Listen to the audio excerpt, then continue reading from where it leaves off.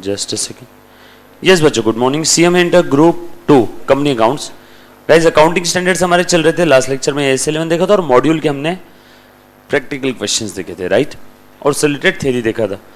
Basically AS11 के हम लोगों के अंदर LS11 के अंदर में हम लोगों को क्या करना है, बस जो भी फॉरेन ट्रांजैक्शंस है उन फॉरेन ट्रांजैक्शंस को हम लोगों को कन्वर्ट करना है इन इंडियन करेंसी। तो उसके लिए कब कौन से ट्रांजैक्शन के अंदर में कौन सा रेट यूज करना है, ये सारी बातें, इससे रिलेटेड रूल्स हम लोगों ने वहां पे पढ़े। मॉनिटरी आइटम है तो क्या, नॉन मॉनिटरी आइटम है तो क्या, यस और नो, इससे रिलेटेड सिंपल सा रूल्स दिखा था और उसके कुछ क्वेश्चन सॉल्व किए थे। आज हम लोग कुछ एक्स्ट्रा क्वेश्चन सॉल्व कर रहे हैं। जो भी बच्चा ये लेक्चर ऑनलाइन देख रहा है या GDPD वाला बच्चा है तो ये एक्स्ट्रा क्वेश्चन आप लोगों के रिस्पेक्टिव टेलीग्राम ग्रुप के अंदर में या गूगल ड्राइव वाले बच्चे के रिस्पेक्टिव फोल्डर में आ जाएंगे, राइट। और जो बच्चे फेस टू फेस देख रहे हैं आप लोगों को भी इवनिंग तक टेलीग्राम ग्रुप के अंदर में इसके क्वेश्चंस जो है ये सेम फाइल आप लोगों को मिल जाएंगी, है ना। अभी मेरी जो आकाश सर से बात हुई वो बता रहा हूँ, सो ध्यान देना सभी ने। नाउ क्वेश्चन नंबर 1, पहले कुछ एक्स्ट्रा क्वेश्चन करते हैं ताकि आप लोगों की और ज़्यादा आइडिया इससे रिलेटेड क्लियर हो जाएगी। जहाँ के भी डाउट रहा तो प्लीज़ बिंदास से फटाफट से आपने पूछना है। ध्यान दो, क्वेश्चन नंबर 1 क्या दिया इसके अंदर में, देखना 1 से पहले 2, क्योंकि 1 आखिरी में करेंगे। उसके अंदर में आप लोगों को एक साथ बहुत सारे आइटम है और उसको कन्वर्ट करना है, बराबर है। 2, 3, 4, 5 के अंदर में हम लोग प्रोविजन समझेंगे और 1 के अंदर में प्रोविजन अप्लाई कर देंगे। सो आ जाओ, पहले क्वेश्चन नंबर 2 पे आना बेटा सभी ने। क्या बोला है यहाँ पे, देखना जरा।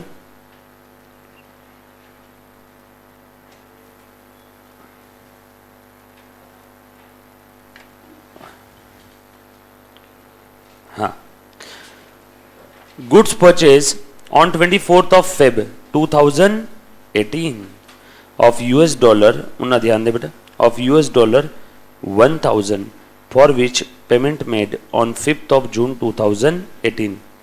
सो 24 फरवरी को माल खरीदा और पेमेंट कब किया है, 5 जून को। ईयर एंडिंग क्या है, 31 मार्च। 24 फरवरी को माल खरीदा था, 31 मार्च आप लोगों की ईयर एंड है, ईयर एंडिंग डेट। माल कब परचेस किया था, 24 फरवरी को। और आगे पेमेंट कब किया, फाइनल सेटलमेंट और amount paid on 5th of June 2018। सब लोग साथ में, आप लोगों ने आपकी नोट्स के अंदर में, है ना, कैसे लिखना है इसके लिए, ये देखो एक्स्ट्रा क्वेश्चन AS11 प्रॉब्लम 2, आप कैसा लिखोगे आपके नोट्स में, एक्स्ट्रा क्वेश्चन AS11 और क्वेश्चन नंबर कौन सा है, दूसरा। ऐसा हेडिंग दे करके जो भी इससे रिलेटेड चीज़ें रहेगी वो आपने साइड बाय साइड लिखना है और ये डायग्राम बना लो, है ना, फटाफट से, साथों साथ में क्वेश्चन समझने में आपको आसानी हो जाएगी, राइट। चलो, ये था आपका ट्रांजैक्शन डेट, ये आपका ईयर एंड डेट है और ये है सेटलमेंट डेट। इसी को क्या बोलते हैं प्यार से, सेटलमेंट डेट। डन, लिख लिया बेटा, लिखो फटाफट से, सभी ने लिखना है बेटा।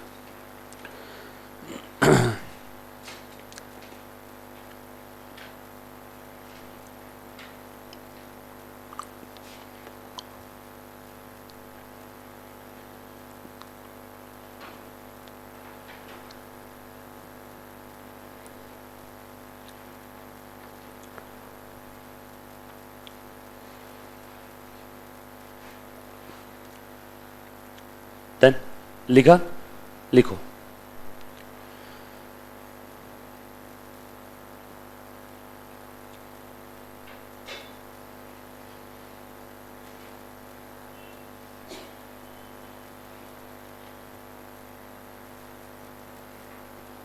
डन, चल अब अच्छे से ध्यान देना बेटा सब लोग। सो देखो मैं क्वेश्चन पढ़ रहा हूं, सबको दिख रहा है क्या बेटा, प्लीज ध्यान देना। सो 24 फरवरी को ट्रांजैक्शन हुआ, 31 मार्च को पेमेंट के पहले ईयर एंड हो गया और ये आपका सेटलमेंट डेट है। आगे पढ़ रहा हूं, एक्सचेंज रेट दे दिया है ट्रांजैक्शन डेट का, TD यानी ट्रांजैक्शन डेट, और उस समय $1 कितने का था, 61.6। उसके बाद 31 मार्च 18 का रेट दे दिया है, तब $1 कितने का था, 62। सो क्लोजिंग रेट भी आपको दे दिया है, ट्रांजैक्शन डेट का रेट, क्लोजिंग डेट का रेट, और जिस दिन फाइनल सेटलमेंट हुआ ये उस दिन का रेट, सेटलमेंट डेट रेट। आगे बोला है state the accounting treatment at the date of transaction. चल अब सब लोग सामने ध्यान दो, जो मैं बोल रहा हूँ अच्छे से सुनना। पहले तो ये डिसाइड कर लो ये कौन सा आइटम है, मॉनिटरी कि नॉन मॉनिटरी। अच्छे से ध्यान दें, जो हमने माल खरीदा ये मेरे लिए माल नॉन मॉनिटरी है, लेकिन माल खरीदने के बाद जो पेमेंट करना मेरा आ गया, जो ड्यू हो गया क्रेडिटर्स, वो मॉनिटरी आइटम है। Creditors are monetary, bill receivable monetary, bill payable monetary, क्योंकि मुझे loan monetary whether long term whether short term, क्योंकि मुझे यहाँ पे एग्जैक्ट अमाउंट पता है कि कितना देना है, तो मॉनिटरी ट्रांजैक्शन हो गया। जहाँ कहीं पे भी आप एग्जैक्ट अमाउंट निकाल सकते हो या आपको पता है डिटर्मिनेबल और अमाउंट फिक्स है, तो उस समय वो जो भी आपका ट्रांजैक्शन रहेगा वो कौन सा ट्रांजैक्शन रहेगा, मॉनिटरी ट्रांजैक्शन, बरोबर है। और आपने जो माल खरीदा, अब वो स्टॉक जो है, स्टॉक ये नॉन मॉनिटरी है, क्योंकि आपको एग्जैक्ट पता नहीं उस स्टॉक से कितना आने वाला है। हो सकता है ज़्यादा में बेचो, हो सकता है कम में बेचो, हो सकता है आपने मार्जिन ज़्यादा ऐड कर दिया। फिक्स एसेट नॉन मॉनिटरी, समझ में आ रहा है सभी को। Plant and machinery non monetary, जो कोई भी ऐसे प्रिलिमिनरी एक्सपेंस नॉन मॉनिटरी है, उससे तो कुछ आएगा ही नहीं। ये सब अच्छे से ध्यान दे देना। जिस दिन मैंने माल खरीदा ट्रांजैक्शन डेट पे, तो पहली बार जब वो ट्रांजैक्शन बुक्स में आएगा तो उसे हम लोग कहते हैं टेक्निकली इनिशियल रिकॉग्निशन। बोलो बेटा क्या बोलते हैं उसको, इनिशियल रिकॉग्निशन। ट्रांजैक्शन जब फर्स्ट टाइम बुक्स में रिकॉर्ड करते हैं तो उसको बोलते हैं इनिशियल, फर्स्ट टाइम बुक्स में रिकॉग्नाइज कर रहे हैं, तो AS 11 के अंदर में एक टेक्निकल टर्म है, उसको बोलते हैं इनिशियल रिकॉग्निशन।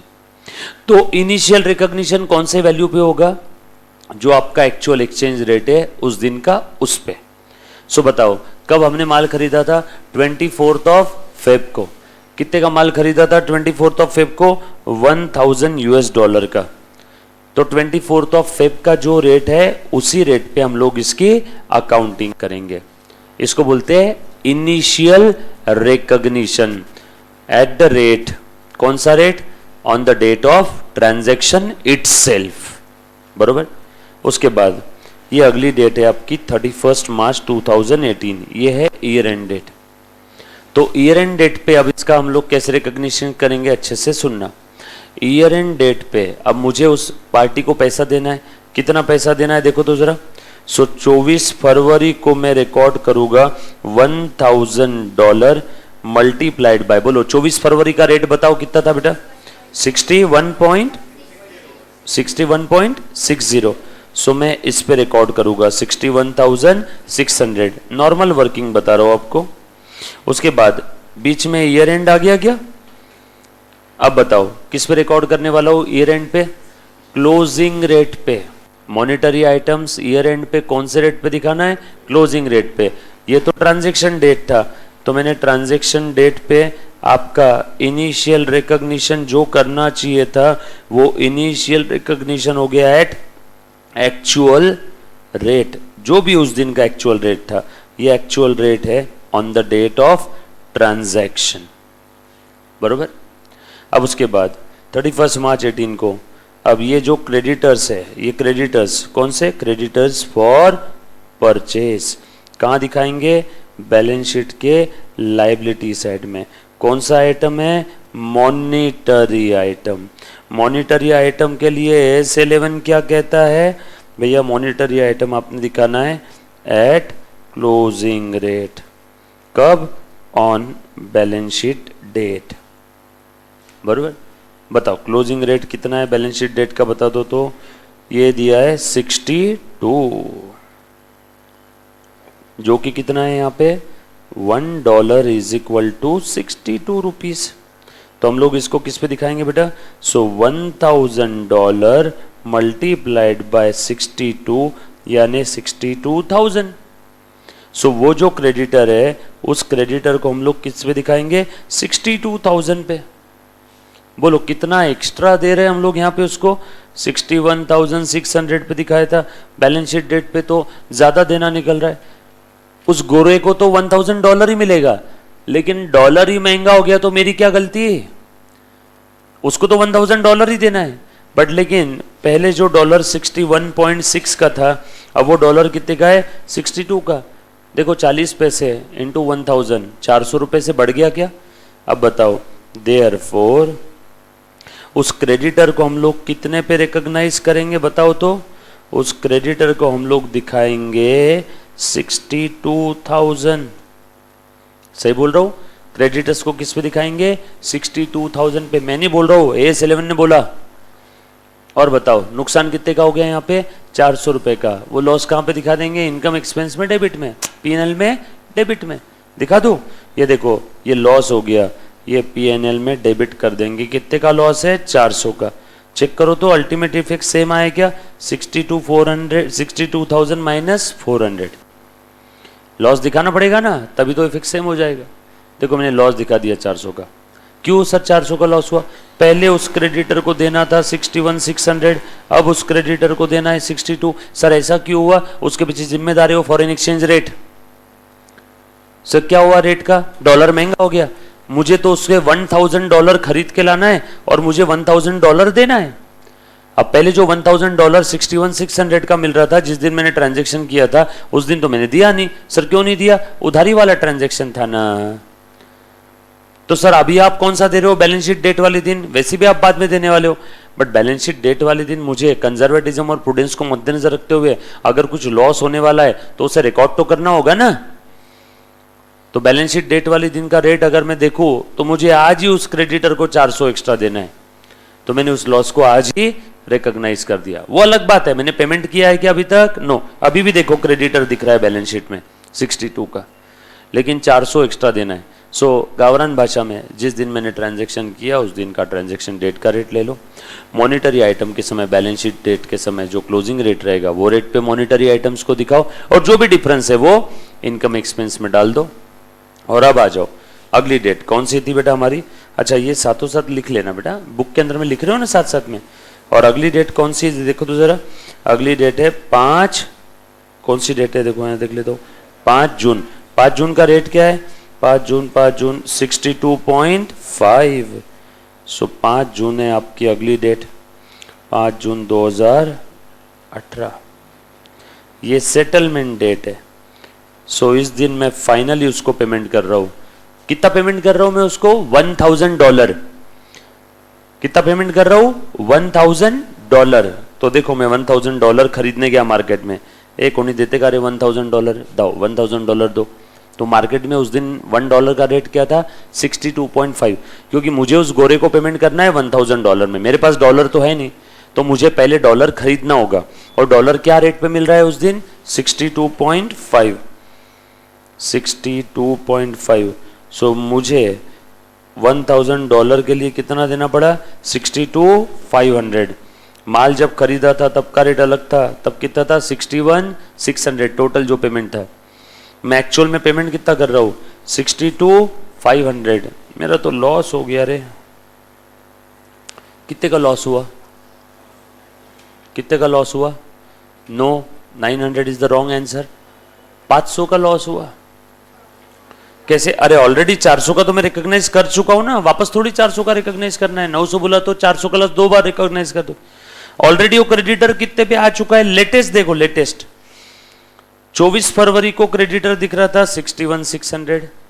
31 मार्च को वो क्रेडिटर हो गया 62 का, मतलब 400 का लॉस ऑलरेडी रिकॉग्नाइज कर दिया। और 5 जून को क्रेडिटर का जब हम लोग पेमेंट कर रहे हैं तो कितना कर रहे हैं? 62,500। बरोबर है क्या? तो कितने का लॉस हुआ? और therefore further loss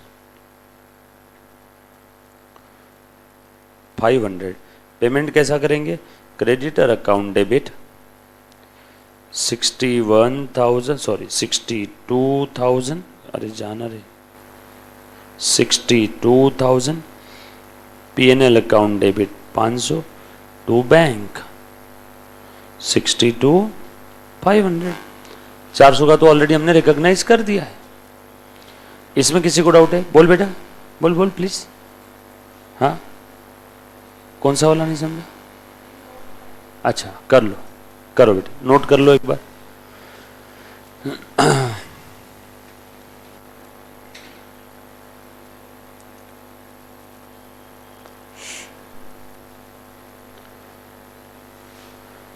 simple, easy एकदम। चलो आगे लिखो फटाफट से।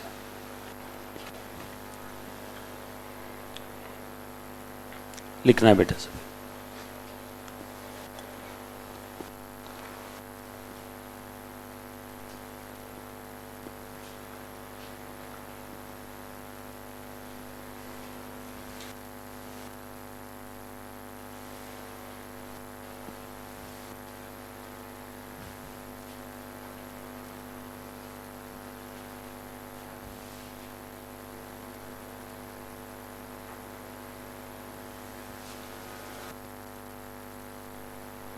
डन, चलो यार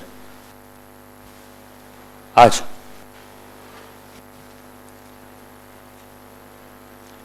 उसके बाद देखो, प्लीज ध्यान देना। सो बेसिकली यहाँ पे अकाउंटिंग ट्रीटमेंट कैसे करना है, देखो जो चीज हमने लिखी वो यहाँ पे थ्योरेटिकल फॉर्म में इन्होंने लिख करके दे दिया। सबसे पहले तो date of transaction, reporting date यानी आपका ईयर एंड डेट। हाँ, जब कभी भी कोई भी अकाउंटिंग स्टैंडर्ड में अगर आपको ऐसा वर्ड आया रिपोर्टिंग डेट, तो समझ जाना वो ईयर एंड डेट की बात करे, जिस दिन फाइनेंशियल स्टेटमेंट बनाया। सर उसको रिपोर्टिंग क्यों बोलते हैं? क्योंकि फाइनेंशियल स्टेटमेंट बना करके हम लोग किसको रिपोर्ट करते हैं? शेयर होल्डर्स को, because share holders are the owners of the company. Annual general meeting के अंदर में शेयर होल्डर्स के लिए ओपन रखे रहते हैं ना फाइनेंशियल स्टेटमेंट। यस, कोई भी आकर के चेक कर सकता है ले before annual general meeting in front of share holders, yes और नो। सो उसको बोलते हैं रिपोर्टिंग डेट, फाइनेंशियल स्टेटमेंट की डेट को। और सेटलमेंट डेट के दिन 3 थी।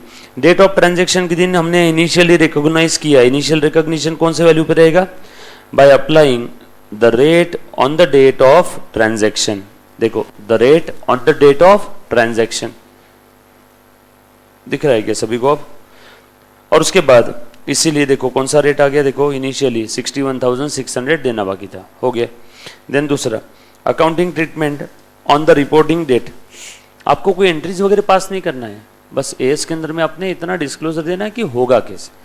अब रिपोर्टिंग डेट वाले दिन का ट्रीटमेंट हम लोग क्या करेंगे? 400 रुपये लॉस दिखा देंगे, ये बोलना है हम लोगों को। As per as 11 para number याद नहीं रखा तो भी चलेगा, पैरा नंबर याद नहीं रहेगा। वैसे इतने सारे एएस है, हर एक एएस में इतने 20-20 पैरा है, तो कितने पैरा हो जाएंगे? करीब करीब 200 पैराग्राफ हो जाएंगे। पैरा नंबर कभी भी कोई भी इंस्टीट्यूट आपसे उम्मीद नहीं करती कि बच्चे को पैरा नंबर भी याद रहेगा, तो पैरा नंबर याद नहीं करना, नाम नंबर याद रहना चाहिए एएस का। एएस 11 क्या कहता है बेटा? बैलेंस शीट डेट के दिन सारे मॉनिटरी आइटम को हम लोग किस पे रिपोर्ट करेंगे? At closing rate. ये बहुत ही इंपॉर्टेंट वर्ड है। एएस 11 कहता है मॉनिटरी आइटम, ये मॉनिटरी आइटम है ना, क्रेडिटर्स, क्रेडिटर्स मॉनिटरी आइटम है। मॉनिटरी आइटम को हम लोग रिकॉर्ड करने वाले ऑन द क्लोजिंग रेट, है ना, एट द रेट, कौन सा? The rate on the date of balance sheet, यानी क्लोजिंग रेट, यानी रिपोर्टिंग डेट का रेट। उसके बाद अकॉर्डिंगली, इसीलिए क्रेडिटर्स कितने आ गए हमारे? 62,000। बोलो बेटा कितने का लॉस हो गया? कहाँ पे डेबिट कर दिया? खेल खत्म, कोई एंट्री पास करने का काम नहीं। वैसे अगर एंट्री कर दे तो क्या एंट्री होती है इसकी? PNL account debit to creditors. Creditors बढ़ गए ना हमारे, जो क्रेडिटर्स पहले 61,600 दिख रहे थे, अब वो क्रेडिटर्स कितने हो गए? 62,000। किसी को एंट्री लिखना है, वैसे एंट्री आपने लिख लिया होगा, क्या आएगी बेटा entry? PNL account debit to creditors. उसके बाद जिस दिन सेटलमेंट हो रहा है, अब exchange difference on the settlement date should be transfer to PNL account. मैं नहीं बोल रहा हूं ऐसा, कौन बोल रहा है? एएस 11। जिस दिन सेटलमेंट हो रहा है, कितने में हुआ सेटलमेंट? देखो सेटलमेंट हुआ एक्चुअल में 62.5, यानी 62,500। एक्स्ट्रा कितना और देना पड़ा? 500। कहाँ पे डेबिट कर देंगे? Again PNL. पीएनएल में जो आप बोल रहे थे कितना गया? देखो पहले गया 400, बाद में और कितना गया? 500। सो टोटल कितना चला गया पीएनएल में? 900। खेल खत्म। 5 नंबर के लिए पूछा हुआ क्वेश्चन है, बरोबर। उसके बाद नेक्स्ट क्वेश्चन आ जाओ, ध्यान देना। Sunshine company limited imported raw material worth $9,000 25 of Feb 2018 को। ये कौन सा डेट है? ट्रांजैक्शन डेट, बरोबर। When the exchange rate was 44, सो ये ट्रांजैक्शन डेट का रेट कितना है, साथ साथ लिख देना बेटा 44। ट्रांजैक्शन डेट कौन सी है, 25 फरवरी 18। आगे बोला है transaction was recorded in the books at the above mention rate. तुम ये नहीं भी बोलते ना तब भी हम लोग उसी रेट पे रिकॉग्नाइज करने वाले थे। वाई, AS11 बोलता है initial recognition must be at on the basis of the rate on the transaction date. Initial recognition कौन से रेट पे होगा, जो ट्रांजैक्शन डेट है उस दिन जो रेट है वही रेट पे हम लोग रिकॉग्नाइज कर लेंगे। सो ये ब्रैकेट में जो लिखा है इसकी देने की जरूरत नहीं थी। The payment for the transaction was made on 10th April 2018. So settlement कब हुआ, settlement 10th April 18। when the exchange rate, इस दिन का रेट क्या था, ₹48, ये था $1 का। आगे बोला है at the year end 31st March 18 the rate of exchange was 49। Year and यानी रिपोर्टिंग डेट का रेट कितना था, 49 इज इक्वल टू $1। बराबर। आगे द चीफ अकाउंटेंट क्या बोला है बेटा, passed an entry on 31st March 18 adjusting the cost of raw material consume for the difference between 48 and 44 पर $, discuss whether his treatment is as per the provision of AS11 revised or not। पहले तो ये बताओ जो chief accountant ने किया वो सही है कि गलत है। हो सकता है कभी कभार सही है, फिर हम लोगों को जो उसने किया बस वही प्रोविजन एक्सप्लेन करना है। हो सकता है उसका गलत है, तो हम लोगों को उसका गलत सही करके जो सही होना चाहिए तब वो बताना है। चलो फटाफट से जवाब दो सब लोग।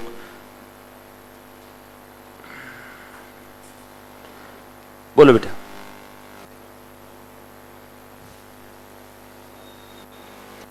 नो बेटा, जो बच्चे अभी अभी क्लास ज्वाइन किए हैं, कुछ बच्चों को लेट हो गया, मैंने स्टार्टिंग में अनाउंसमेंट कर दिया था, ये एक्स्ट्रा क्वेश्चन है, ये इवनिंग तक आपके टेलीग्राम पे आ जाएंगे, है ना।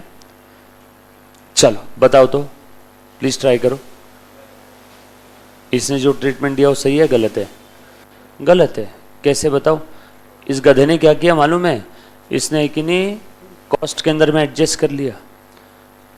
मतलब क्या हुआ, जो भी एक्स्ट्रा दिया या फिर जो भी कम दिया इन्होंने रॉ मटेरियल कंज्यूम की कॉस्ट में एडजस्ट किया। कभी AS11 ने बोला है कि हमें प्रोडक्शन कॉस्ट में एडजस्ट करो, नो।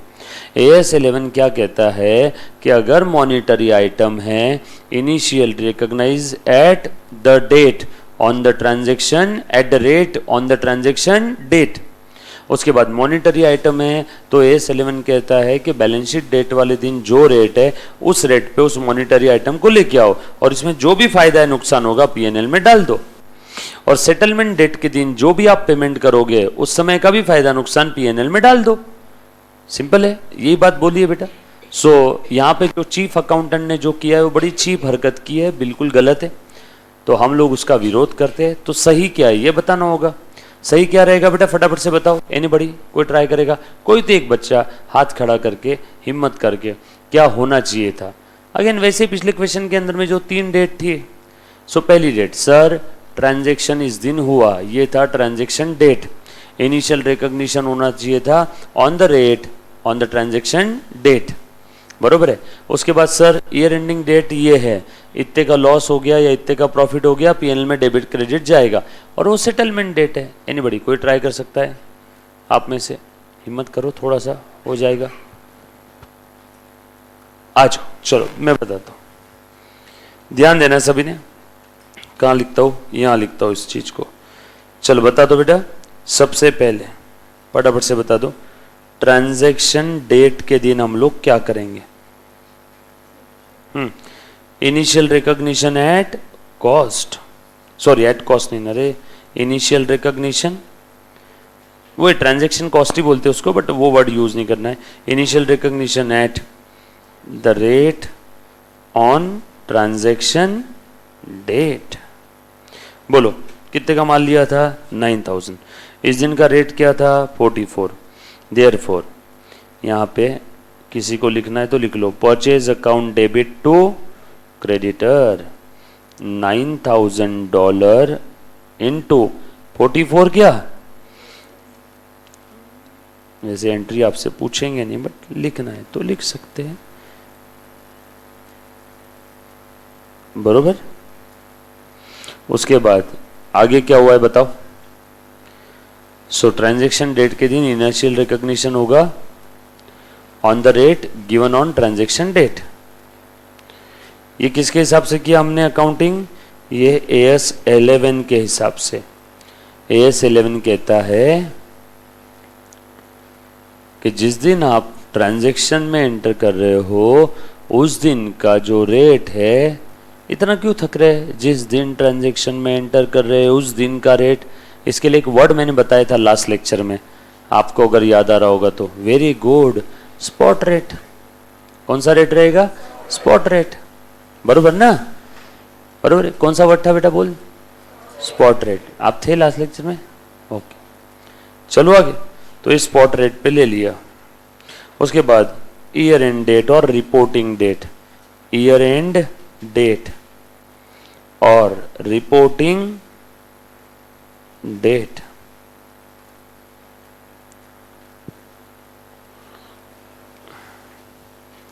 ईयर एंड डेट और रिपोर्टिंग डेट, यस ऋषि सही है बेटा। रिपोर्टिंग डेट के दिन क्या हुआ बताओ तो, रेट क्या हो गया उस दिन का। भाई साहब मर गया बेचारा, ये तो बहुत ज़्यादा रेट बढ़ गया। 31 मार्च को रेट था $49। बोलो क्या करूँ अब मैं डिफरेंस का। AS 11 क्या बोल रहा है, on reporting date recognize the difference in exchange rate of monetary item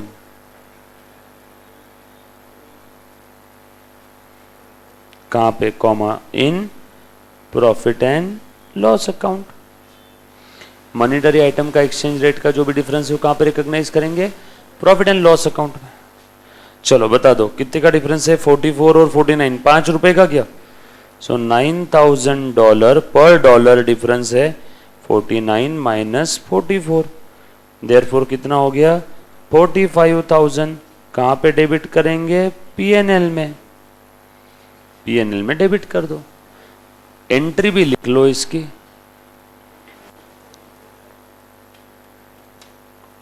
बरोबर है अंशुल। 5 का है ना difference.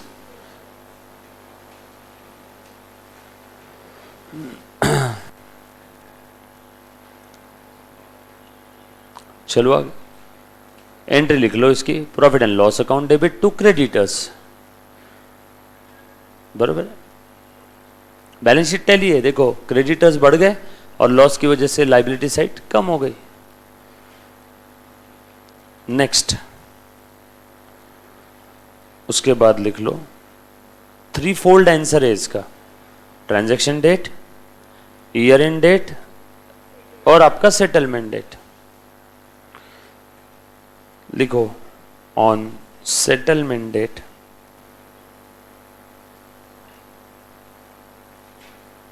on settlement date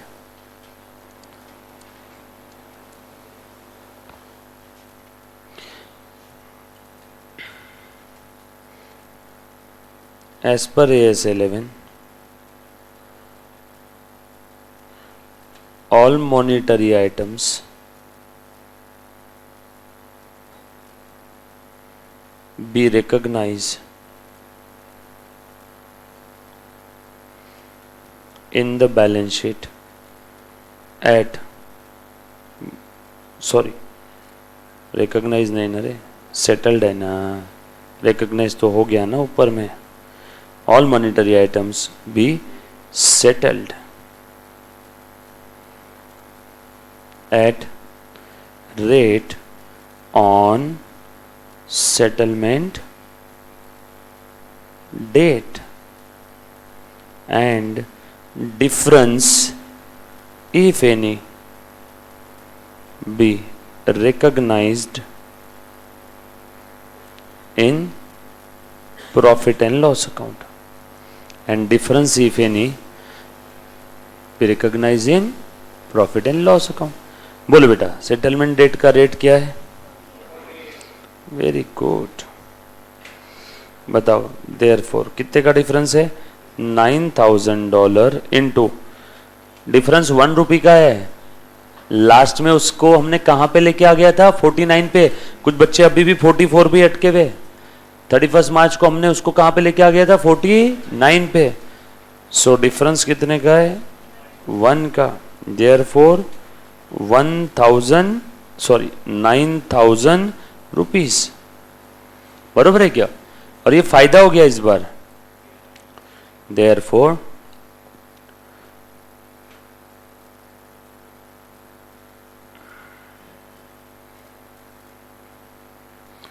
to bank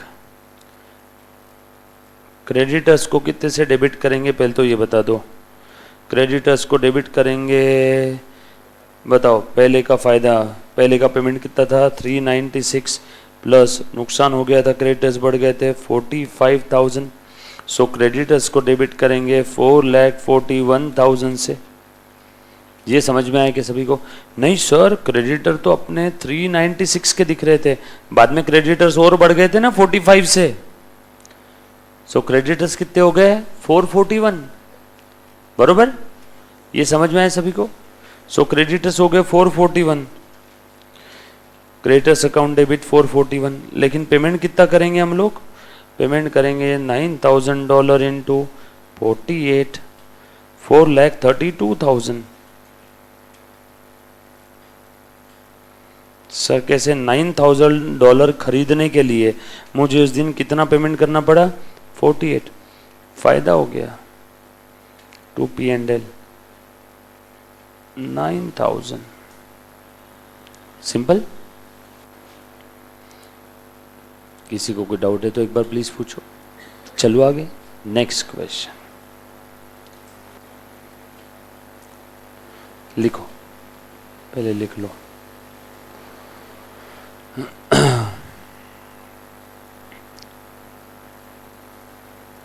लिख लिया? पिछले वाले बैलेंस शीट डेट पे ये क्रेडिटर्स के लिए हमने इसके लिए क्या एंट्री पास की थी? इसकी एंट्री अगर किसी को लिखना है तो ऐसा लिख लो पिछले बैलेंस शीट डेट पे, P&L account debit to creditors 45। तो क्रेडिटर्स कितने हो गए? 396 plus 45। Therefore total creditors on previous balance sheet date, बोलो 396 प्लस 45, 441। बराबर। चलो आगे। उसके बाद नेक्स्ट, सर अगर हमने आंसर्स नहीं लिखे हैं तो भी कोई चिंता वाली बात नहीं, आंसर इसमें मॉडल आंसर दिए हुए ही है ना? लिख लोगे तो आपका क्या एक बार हाथ के नीचे चला जाएगा ना? Question number 4।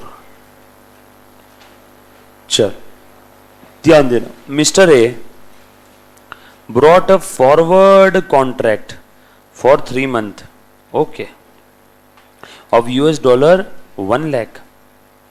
पहले तो एक चीज बता दो, फॉरवर्ड कॉन्ट्रैक्ट यानी क्या होता है? आज के डेट में, मुन्ना प्लीज ध्यान देना, आज के डेट में फ्यूचर के डेट के लिए कोई मैंने कॉन्ट्रैक्ट एंटर किया है। जैसे बहुत सिंपल सा एग्जांपल है, मेरे पास ये कैलकुलेटर है, ये बच्ची मेरे पास आई, बोली सर ये कैलकुलेटर मैं खरीदना चाहती हूँ। हमला ये ले दे दे 500 रुपये। इसने बोले नहीं सर आप समझे नहीं, आज नहीं फ्यूचर में खरीदूंगी। मतलब फ्यूचर में कब? बोले 2 महीने बाद। तो ऐसा हमारा डिसाइड हो गया कि ये फ्यूचर में 2 महीने बाद मेरे पास आएगी। इसने बोली सर एग्ज़ाम होने के बाद आओगी, शांति में आपके पास कैलकुलेटर खरीद के जाओगी ना? ठीक है वैसा कर। तो 2 महीने बाद ये मेरे पास आई, कैलकुलेटर लेके चले गए। लेकिन ये सारी बातें डिसाइड कब हो गई थी? आज।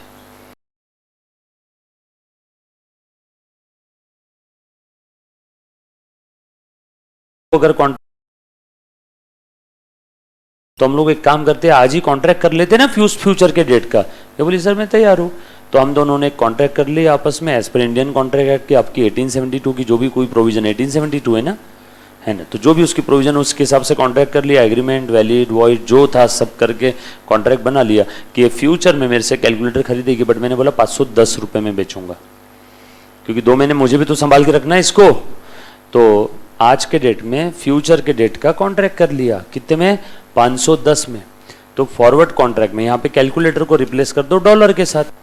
अभी जो मैंने कैलकुलेटर का एग्जांपल लिया, यहाँ पे क्या है, किसका कॉन्ट्रैक्ट में, यहाँ पे मेन जो यूनिट है जो आपका जो सेंटर है वो कौन है, डॉलर। यहाँ पे ऑब्जेक्ट क्या था, कैलकुलेटर, वहाँ पे ऑब्जेक्ट क्या है, डॉलर है। यस और नो।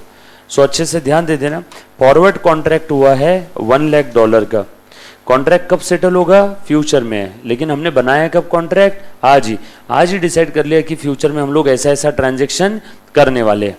और क्या करने वाले हैं, फ्यूचर में, यानी 3 महीने बाद $1,00,000 हम लोग खरीदेंगे। और ऐसा कब हुआ है, ऑन 1 दिसंबर इन्होंने कॉन्ट्रैक्ट कर लिया। और क्या बोला है, $1.62.1 का खरीदेंगे, $1.62.1 का खरीदेंगे। हाँ, अब दिख रहा है सभी को, $1.62.1 का, when the exchange rate was $1 = 62.02। जैसे मैंने इसको बोला, तो कैलकुलेटर आज खरीद रही है 500 रुपए में, तो फ्यूचर में खरीदेगी 510 रुपए में। सेम वैसे ही डॉलर आज खरीदे आपने तो कितने में मिलेंगे, 62.02। लेकिन फ्यूचर में हमने जो कॉन्ट्रैक्ट एंटर किया ये किस रेट पे है, एट 62.1। सही है ना, कॉमन सेंस। और एग्जाम में अगर कभी कभार समझ में नहीं आए कि कौन सा फ्यूचर वाला रेट है और कौन सा आज का रेट है, तो जो महंगा वाला होगा वो फ्यूचर का है और जो आज का है वो उससे थोड़ा कम रहेगा। सही है ना। चल आ जाओ। वैसे यहाँ पे बोला है when the exchange rate was, जिस दिन कॉन्ट्रैक्ट एंटर किया उस दिन का क्या था, 62.02। तो ये है स्पॉट रेट, ये है स्पॉट रेट आज का, और ये है फॉरवर्ड कॉन्ट्रैक्ट रेट, ये है forward contract rate, forward contract rate, बरोबर। और ये हमने कैलकुलेटर का एग्जांपल लिया, यहाँ पे क्या खरीद रहे हैं, डॉलर्स। मैंने कैलकुलेटर में बोला था आज 500 रुपए फॉरवर्ड कॉन्ट्रैक्ट, तो फ्यूचर में खरीदेगी 510 रुपए, बराबर है। यहाँ पे फ्यूचर में डॉलर खरीदेंगे 62.1, आज डॉलर खरीदोगे 62.02। बच्चों को उसमें क्या टेंशन हो जाता है मालूम है क्या, जब कभी भी ट्रांजैक्शन की बात आती है तो मैं कैलकुलेटर का एग्जांपल क्यों लेता हूँ कि बेटा कैलकुलेटर तू ले ले, मुझे बदले में 500 दे दे। तो यहाँ पे एक चीज़ है और दूसरा क्या है, करेंसी है। लेकिन इसमें बच्चों को क्यों टेंशन होता है, दोनों भी करेंसी है, रुपीस भी करेंसी और डॉलर भी। तो बच्चे कभी कभी कंफ्यूज हो जाते हैं, करेंसी दे के करेंसी ले रहे। तो आप डॉलर को करेंसी समझो ही मत, ऐसा समझो डॉलर चीज़ है जैसे कैलकुलेटर, ऐसा समझो डॉलर कोई चीज़ है जैसे कैलकुलेटर, कि आपको 1000 कैलकुलेटर खरीदने हैं, 1000 डॉलर खरीदने हैं। आज अगर लिया तो रेट क्या है 62.02, फॉरवर्ड कॉन्ट्रैक्ट के अंदर में रेट क्या है 62.1। अब चलो यहाँ से आप थोड़ा सा अंदाज लगाओ, अगर फ्यूचर में जैसे कि नहीं मेरा इस बच्चे के साथ डील हो गया, ये 2 महीने बाद आएगी और कैलकुलेटर कितने में खरीदेगी 510 में। आज वो घड़ी आ गई है, 2 महीने खत्म हो गए और ये मेरे पास आने के लिए घर से निकल गई। रास्ते में इसने सोचा चलो यार वो कैलकुलेटर का मार्केट में रेट तो देख लेते। मार्केट में कैलकुलेटर मिल रहा है, समझ लो आपको समझाने के लिए 480 में। अब ये मेरे पास आएगी क्या, वहीं से यूटर्न ले लेगी, बराबर है। तो इसके लिए हम लोग पहले से फॉरवर्ड कॉन्ट्रैक्ट में कभी कभार एडवांस लेके रख लेते कि एक काम कर आज 50 रुपये एडवांस दे दे। अब ये यूटर्न नहीं लेगी, अभी क्या बोलेगी ऑलरेडी सर को 50 एडवांस दे के बैठे। अब अगर मार्केट से 480 में खरीदेगी तो 50 मुझे दे दिया, 480 मार्केट में, 530 रुपीज़ तो इसके वजह से बेचारे तो बोलेगी चलो उस्मानी सर के साथ चाय पानी पीना हो जाएगा, आ गई। और इसको क्या मालूम कि मेरे को समझ में आ गया था 50 रुपये रिकवर करने के लिए आई है बचे हुए, यस और नो। तो ऐसा फॉरवर्ड कॉन्ट्रैक्ट सर एक्चुअल में होते हैं क्या, यस एक्चुअल में होते हैं। फॉरवर्ड कॉन्ट्रैक्ट आज भी है, forward futures option, futures option एफेंडो, यस और नो। काफ़ी लोगों ने सुना होगा, आगे आप करोगे बट एफेंडो गलती से भी मत करना, मेरी एक सिंसियर रिक्वेस्ट है सभी को। उसके अंदर में majority of the time loss ही होता है, और लॉस भयंकर क्या होता है कोई दिन देखेंगे शांति में, ऐसे अपने सिलेबस का पार्ट नहीं। तो यहाँ पे फॉरवर्ड कॉन्ट्रैक्ट हो गया। अब बताओ जिस दिन एक्चुअल में सेटलमेंट डेट आया उस दिन अगर मार्केट में सस्ता मिल रहा है तो कहीं ना कहीं ये तो लॉस में गई ना, यस और नो? तो अब अच्छे से ध्यान देना इस ट्रांजैक्शन की ट्रीटमेंट AS11 में कैसे होगी, वरना प्लीज ध्यान दे दो, पूछा क्या पहले वो भी देख लेते। सो ये हमने लोगों को दे दिया, फॉरवर्ड कॉन्ट्रैक्ट रेट दे दिया, स्पॉट रेट दे दिया। आपको किस्सा समझ में आया ना पूरा क्या चीज है? तो आ जाओ। On 31st December when he closed his books the exchange rate was $1 is equal to 62.15. On 31st January he decided to sell the contract at 62.18. लो भैया ये तो अलग ही चीज हो गई। इन्होंने फॉरवर्ड कॉन्ट्रैक्ट में एंटर कर लिया, इसने मेरे साथ कॉन्ट्रैक्ट कर लिया कि 2 महीने बाद ये कैलकुलेटर मैं इसको कितने में बेचूंगा, 510 में। इसने ऐसा मेरे साथ क्या किया था, कॉन्ट्रैक्ट। इसने पूरा का पूरा कॉन्ट्रैक्ट ही इस बच्ची को बेच दिया। अब ये बोली यार मैं तो जा रही हूँ लंदन, उधर ऐसे कैलकुलेटर चलते नहीं है, लेकिन मेरे पास एक कॉन्ट्रैक्ट किया हुआ है हरीश सर के साथ, जिसमें हरीश सर की ड्यूटी है कि 2 महीने बाद वो कैलकुलेटर 510 में बेचेंगे। और ये उसको बोल रही है कि मुझे ऐसा लगता है 2 महीने बाद वो कैलकुलेटर शायद 600 रुपये का हो जाएगा। देख मेरे पास कॉन्ट्रैक्ट है, हरीश सर से हम लोग कैलकुलेटर 510 में ले सकते हैं। तो ये बच्ची बोली तू ले ले, पर जिसने कॉन्ट्रैक्ट खरीदा था वो बोली मैं तो जा रही हूँ लंदन, अब मैं कैलकुलेटर नहीं खरीदने वाली हूँ। तो इसने मेरे साथ जो कॉन्ट्रैक्ट किया था ना, वो कॉन्ट्रैक्ट ही सेल कर दिया। किसको सेल किया? इसको। और कितने में सेल किया? 520 रुपए में। यस और नो? और इसने क्यों लिया सर 520 में? क्योंकि इसने इसको बोला था ना शायद 2 महीने बाद 600 का हो जाएगा कैलकुलेटर। तो इसने कितने में सेल किया कॉन्ट्रैक्ट? 520 में। लो भैया कॉन्ट्रैक्ट तो एक्सरसाइज ही नहीं हुआ, एक्सरसाइज होने के पहले ही बेच दिया। ये तो ऐसी बात हो गई, यहाँ बिल्डर बिल्डिंग बना रहा है, बिल्डिंग अभी तक बनी भी नहीं, मैंने फ्लैट खरीदा उस बिल्डिंग में, और बिल्डिंग बन के तैयार होने के पहले ही मैंने वो खरीदा हुआ फ्लैट बेच दिया। कुछ बात समझ में आई क्या? आगे देखो और क्या बोला है। और वो कॉन्ट्रैक्ट इसने कितने में लिया था? 62.10 में। फॉरवर्ड कॉन्ट्रैक्ट का रेट था ना, और कितने में बेचा? 62.18 में। ये तो अपना फायदा करके निकल ली लंदन। अब जिसने फॉरवर्ड कॉन्ट्रैक्ट खरीदा उसको कितने मिला? 62.18। Show how the profit from the contract will be recognize in the books. बोलो बेटा कैसे रिकॉग्नाइज करेंगे? अगेन AS11 की ट्रीटमेंट बहुत सिंपल है, हम लोगों को गेन और लॉस इसके ऊपर रिकॉग्नाइज करना है। तो अलग अलग डेट के ऊपर हम लोग अलग अलग ट्रीटमेंट करेंगे। रिपोर्टिंग डेट के ऊपर भी इसके अंदर में कुछ ना कुछ हम लोगों को करना है। अब अच्छे से ध्यान देना, सबसे पहले सिर्फ प्रोविजन समझ लो और लिख करके रख लो ऊपर कहीं ना कहीं आपके मार्जिन में। AS11 कहता है forward exchange contract intended for trading और स्पेक्यूलेशन। कोई लेन देन नहीं है, ट्रेडिंग हो स्पेक्यूलेशन हो। स्पेकुलेशन सट्टेबाजी चल रही, मतलब क्या? हमने खरीदा और उसको बेच दिया। इसका कोई डॉलर खरीदने का इंटेंशन था ही नहीं, इसका कोई कैलकुलेटर खरीदने का इंटेंशन था ही नहीं। इसको समझ में आया कि कैलकुलेटर के रेट फ्यूचर में बढ़ने वाले हैं, तो इसने अभी से 2 महीने बाद का कॉन्ट्रैक्ट कर लिया कैलकुलेटर डिस्ट्रीब्यूटर के साथ कि 2 महीने बाद तुम 510 में दोगे, और वो कॉन्ट्रैक्ट इसने सेल कर दिया किसी को कि 2 महीने बाद रेट बढ़ जाएंगे, 520 में तू ले ले। यस और नो? इसको बोलते हैं स्पेक्यूलेशन। यस और नो? आ जाओ सट्टा आगे। सो किसी भी पर्पस के लिए हो, AS11 को कोई फर्क नहीं पड़ता। सो AS11 कहता है जब भी आप फॉरवर्ड एक्सचेंज कॉन्ट्रैक्ट खरीदते हो फॉर ट्रेडिंग और स्पेकुलेशन पर्पस, देन प्रीमियम और discount on the contract is ignored. Most important wording, premium को क्या करना है बेटा? प्रीमियम और डिस्काउंट ऑन इग्नोर। कौन से केस में? अगर आप ट्रेडिंग और स्पेक्यूलेशन के लिए ले रहे हो तो। सर ट्रेडिंग और स्पेकुलेशन, अरे इसने जो किया वो स्पेकुलेशन, ट्रेडिंग इसने खरीदा और बेच दिया। किराना दुकान वाला ट्रेडिंग करता है ना, तेल की बोतल खरीदा पैराशूट की 8 रुपए में, बेचा 10 रुपए में, क्या है वो? ट्रेडिंग। क्रिकेट मैच में लोग सट्टा लगाते, क्या है वो? स्पेकुलेशन।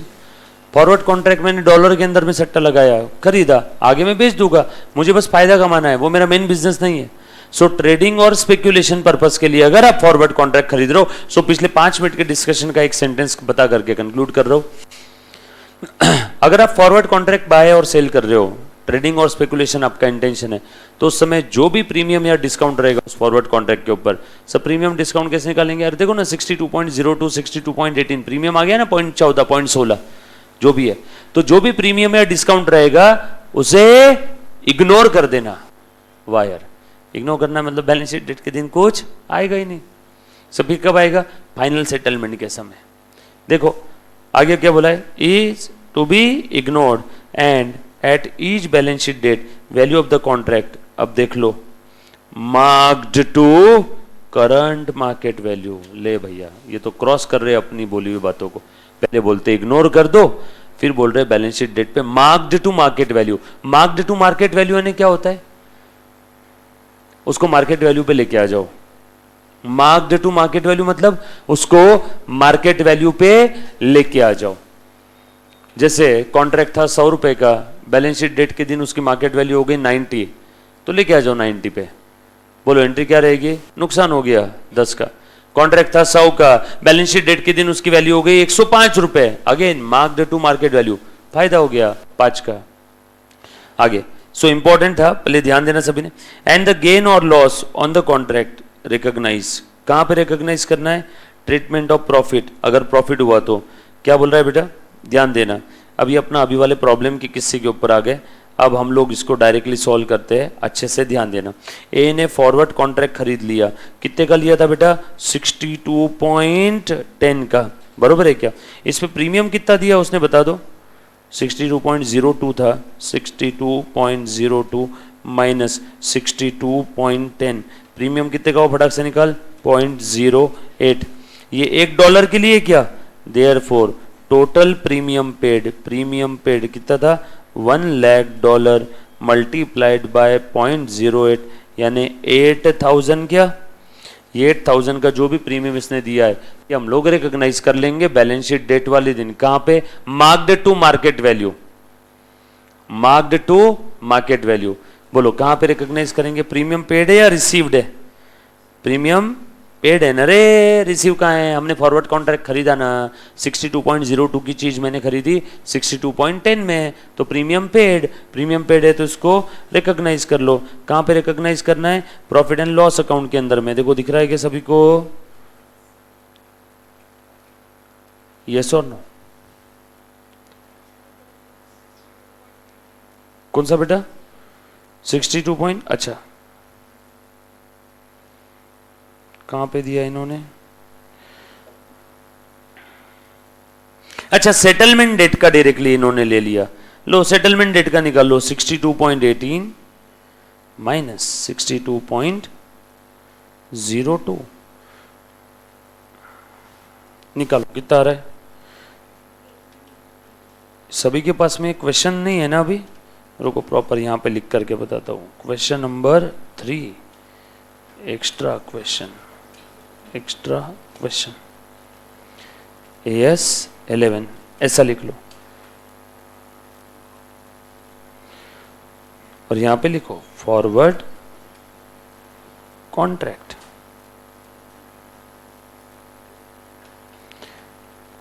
आप लोगों को मैं अभी डायरेक्टली भेज रहा था बट आकाश सर बोले कि इनको डायरेक्ट मत भेजो, अभी टेलीग्राम पे मैं दे देता हूं, है ना? कौन सा क्वेश्चन था? वैसे मेरे इसमें फोन में है बट क्या मालिक ने बोला है तो आपको आ ही जाएगा अभी, है ना? क्वेश्चन के अंदर में जो डेटा गिवन है वो लिख लो मेरे साथ साथ, फटाक से लिख लो बेटा, ऐसा लिख लो डेटा गिवन, क्या क्या चीजें दी है इसके अंदर, ऐसा हेडिंग दे देना फॉरवर्ड कॉन्ट्रैक्ट, और ऐसा लिख लो डेट ऑफ ट्रांजैक्शन, प्रोविजन भी बता देता हूं, है ना? डेट ऑफ ट्रांजैक्शंस क्या दिया है इसके अंदर में देखो जरा, 25 फरवरी। 25 फरवरी है क्या? नो, डेट ऑफ ट्रांजैक्शन है 4 नंबर के क्वेश्चन में। डेट ऑफ ट्रांजैक्शन कितना है बेटा? 1 दिसंबर। रेट लिख लो इस दिन का, स्पॉट रेट कितना है 1 दिसंबर का? 62.02। फॉरवर्ड कॉन्ट्रैक्ट का रेट लिख लो, फॉरवर्ड कॉन्ट्रैक्ट रेट 62 कितना है? 62.10 पर डॉलर। और आगे इन्होंने बोला है, मुन्ना प्लीज ध्यान दे देना, इन्होंने 3 मंथ फॉरवर्ड कॉन्ट्रैक्ट खरीदा था ऑन 1 दिसंबर ये गिवन डेटा इसलिए लिखवा के दे रहा हूँ, स्क्रीन पे क्वेश्चन नहीं इसके लिए, ठीक है। क्वेश्चन और मॉडल आंसर दोनों भी दिया हुआ है मुन्ना, ध्यान देना। $1 कितना हो गया 62.10 का फॉरवर्ड कॉन्ट्रैक्ट के अंदर में। और अगर आपने रेडीमेड तभी के तभी खरीद लिया, आपको 2 महीने बाद नहीं खरीदना है, तब के तब खरीदा तो 62.02 स्पॉट रेट है। आगे बोला है on 31 December when he close his books the rate was $1 is equal to 62.5। ये है 31st of December, year end date. इस दिन क्लोजिंग रेट कितना था रे बेटा, देखो तो जरा 62.15 पर डॉलर, लिखते जाओ। आगे और बोला है on 31 January he decided to sell, 31 जनवरी को इसने सेल कर दिया। यहां पे लिख लो फॉरवर्ड कॉन्ट्रैक्ट सोल्ड। कितने में सेल किया बेटा 62.18 पर डॉलर। क्या बोला है बेटा यहां पे, और आगे बोला है शो हाउ द प्रॉफिट और loss should be recognize in the books of account. चलो ठीक है, अब लिख लो AS 11 की प्रोविजंस।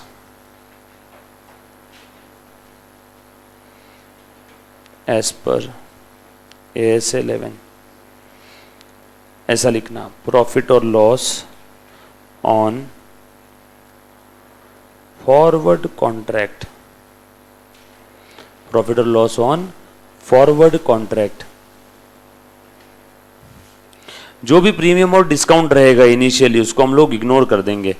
इसमें कुछ, इसमें तो करेक्शन नहीं करवाना है ना, पहले इन्होंने इग्नोर करने का बोला, एक्चुअली वही ट्रीटमेंट सही है, और बाद में इन्होंने बोला है कि रिकॉग्नाइज कर लो। चलो इनके आंसर को गोली मारो, जो मैं बता रहा हूं वो लिख लेना अच्छे से, कुछ अगर करेक्शन होगा तो मैं कर दूंगा बेटा इसके अंदर में, ठीक है ना। सो लिख लो पहले AS 11 क्या कहता है, डिस्काउंट और प्रीमियम ऑन फॉरवर्ड कॉन्ट्रैक्ट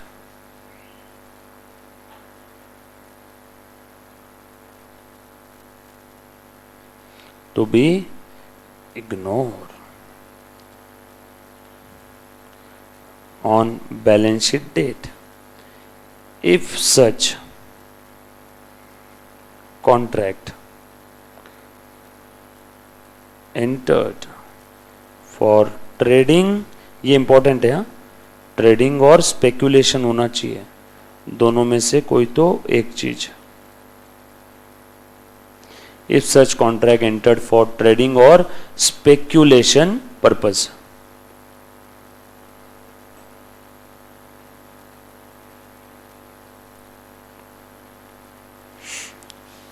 ये इग्नोर कर देंगे।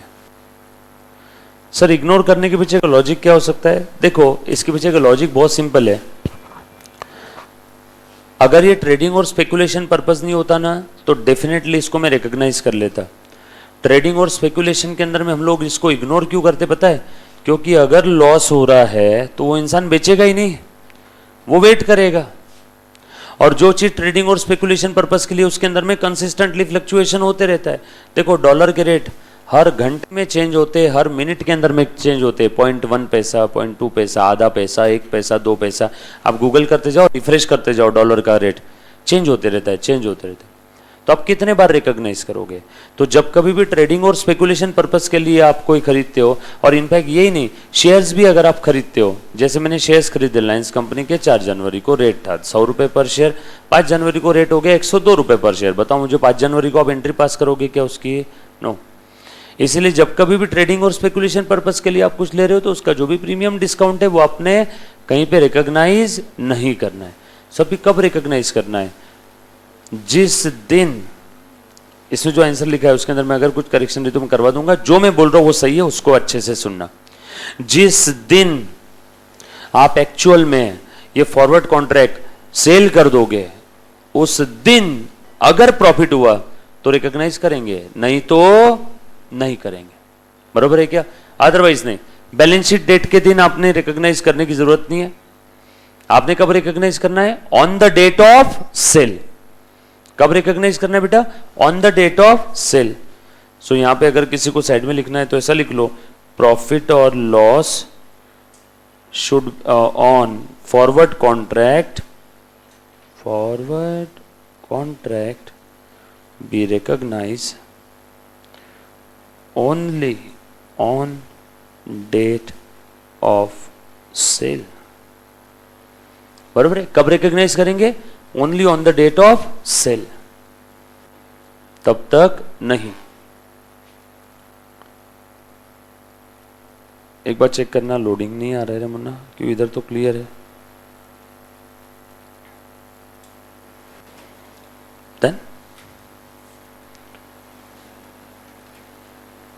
लिख लिया सभी?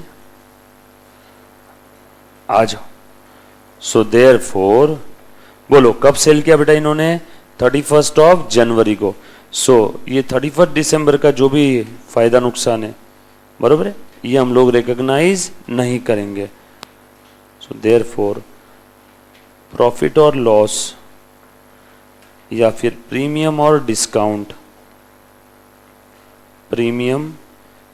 Discount, on balance sheet date to be ignore.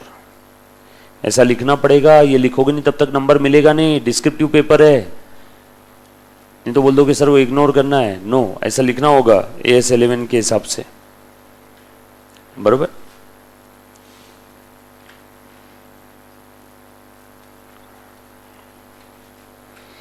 अब बताओ, अब आ जाओ आप लोगों का डेट ऑफ, ऐसा लिखना, date of sale of forward contract, date of sale of forward contract. Clear है? Very good. कब सेल किया इन्होंने? 31 ऑफ जैन। लिखो फटाफट से, 31 ऑफ जैन को सेल कर दिया। कितने में सेल किया बेटा इन्होंने? फॉरवर्ड कॉन्ट्रैक्ट बता दो। 62.18 सेल एट द रेट 62.18। खरीदा कितने में था? 62.10। ये data given in the question है ना, हमने इतने में खरीदा था और बेचा कितने में? ये परचेस प्राइस है और सेल प्राइस 62.18। Game over. लिख लो, देयरफॉर प्रॉफिट ऑन सेल कैसे? परचेस प्राइस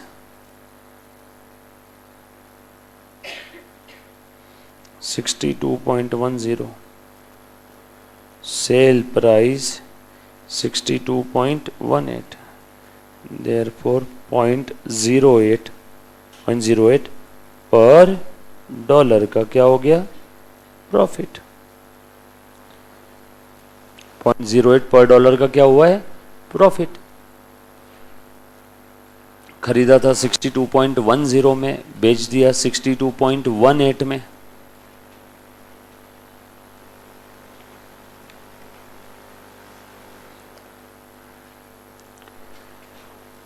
निकालो कितने का प्रॉफिट हुआ? Therefore profit to be recognised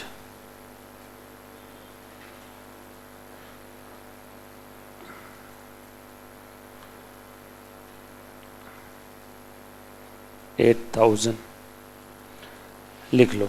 लिखा बेटा सभी ने? प्लीज लिखना सारी चीजें। हाँ, मैं बुक चेक करूंगा बेटा आपका आज।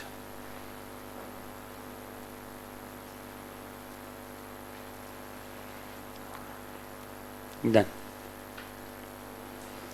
ये रिकॉग्नाइज कर देंगे, प्रॉफिट टू बी रिकॉग्नाइज। बोलो बेटा कितना प्रॉफिट रिकॉग्नाइज करेंगे? P&L अकाउंट क्रेडिट साइड में 8,000। ये कब रिकॉग्नाइज होगा? On 31 of Jain. Right, simple है। चलो आगे, नेक्स्ट क्वेश्चन हो गया। अच्छा, ये जो क्वेश्चन नंबर 4 है, ये जो मैंने बताया ये लिख लेना ऐसी एज इट इज। ये आंसर लिख लिया सभी ने? चलो आगे, ये था फॉरवर्ड एक्सचेंज कॉन्ट्रैक्ट का हम लोगों को ट्रीटमेंट पूछा था। बोल बेटा, हाँ हाँ बोलो। चलो नेक्स्ट क्वेश्चन नंबर 5।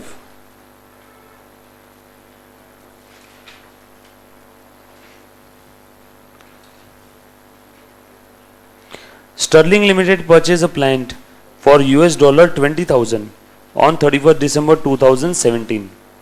एक प्लांट खरीदा था, पेएबल आफ्टर 4 मंथ, $20,000 का उधारी में प्लांट खरीदा, पेमेंट करना है 4 महीने बाद। The company entered into a forward contract for 4 month. Company forward contract में चली गई है 4 महीने का। क्यों रे बेटा? क्योंकि आज प्लांट खरीदा, ये है डेट ऑफ परचेज। आज की डेट है 31 दिसंबर 2017 और कंपनी को पेमेंट कब करना है? 4 महीने बाद, जैन फेब मार्च अप्रैल। कब पेमेंट करना है? 30 अप्रैल 2018। ये कब, कौन सा डेट है? Payment to be made. इस दिन पेमेंट के, इस दिन अमाउंट पे करना है 4 महीने बाद। सो 4 महीने बाद कंपनी नीड्स, क्या नीड्स? $20,000।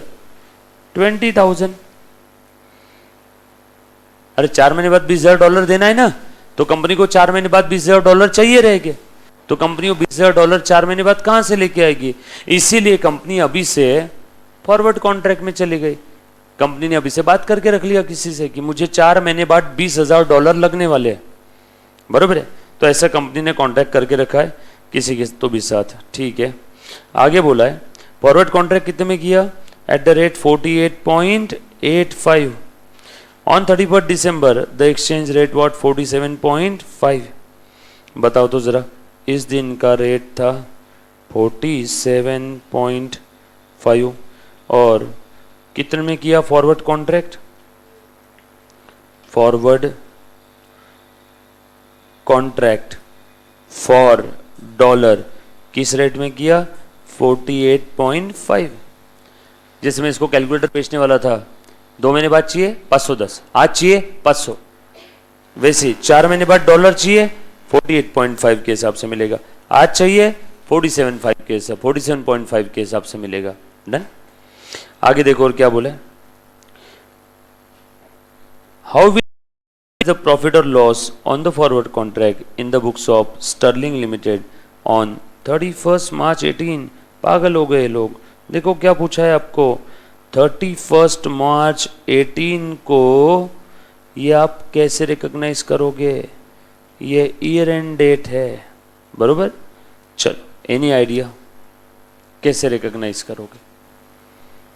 पहले तो ये पता लगा के बता दो कि ये ट्रेडिंग और स्पेक्यूलेशन पर्पस के लिए है क्या।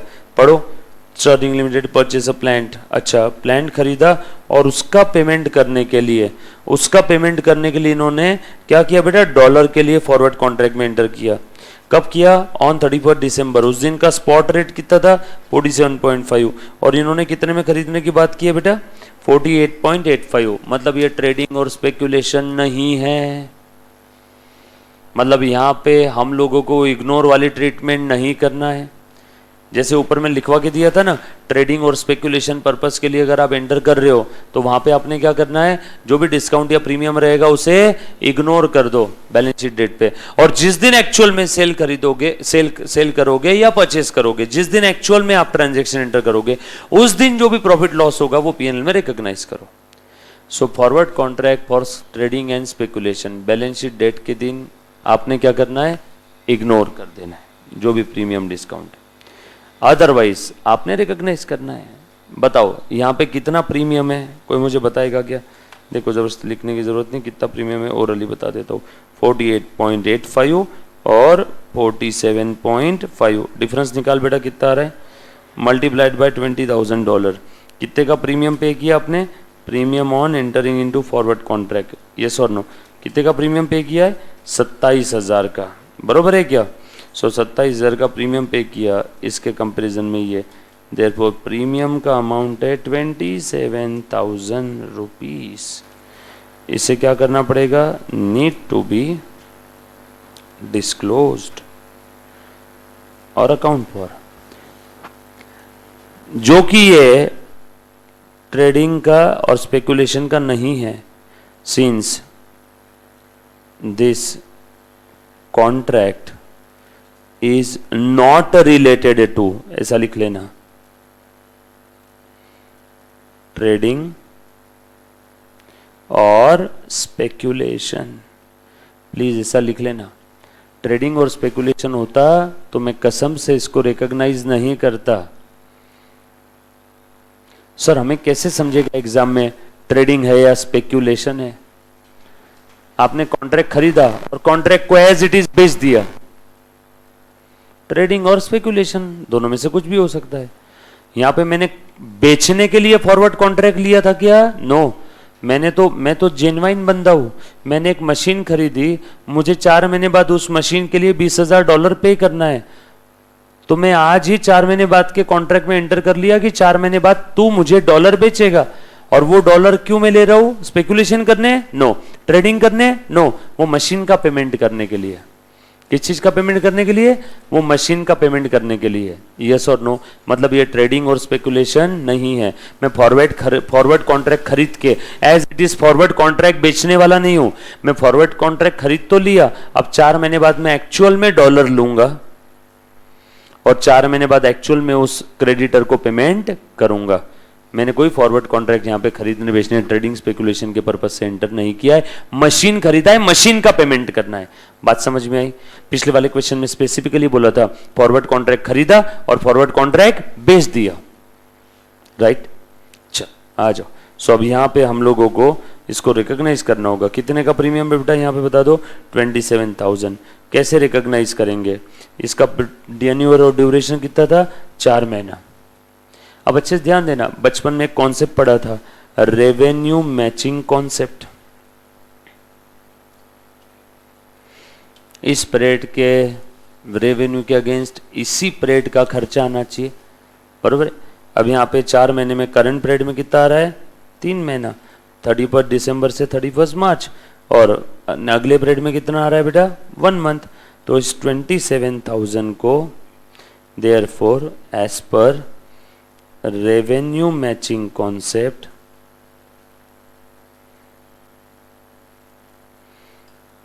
और AS11 क्या करेंगे हम लोग? इस 27,000 में जो टोटल प्रीमियम था उसमें करंट ईयर में दिखाएंगे 3 मंथ का और नेक्स्ट ईयर में कितने का दिखाएंगे खर्चा? 1 मंथ का। बताओ बेटा कितना आ जाएगा? 27,000 डिवाइडेड बाय 4 इंटू 3 कितना है बेटा? 20,250 और 1 इक्वल्स टू 6,750। ये नेक्स्ट ईयर में दिखा देंगे। सिंपल।